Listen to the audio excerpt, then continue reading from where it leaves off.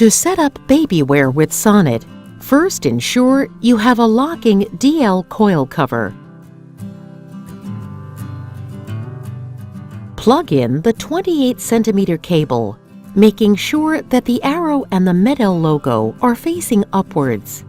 Then snap the coil cover into place. Thread the cable through the side loop of the attachment clip. To attach the cable to the audio processor, first check that the battery pack cover is in the horizontal unlocked position. If it is in the vertical locked position, unlock it with a plastic screwdriver. Then slide the battery pack cover off slightly. Plug the cable into the side of the control unit.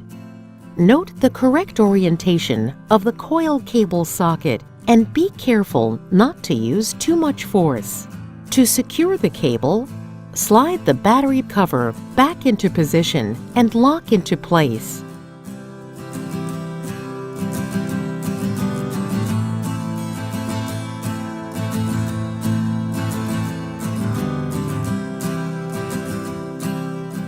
Place the BabyWear ear hook cover over the lip on the lower part of the control unit and gently push upwards until it snaps into place. Then reinsert the ear hook pin to secure the cover. Slide the silicone ring of the attachment clip over the audio processor.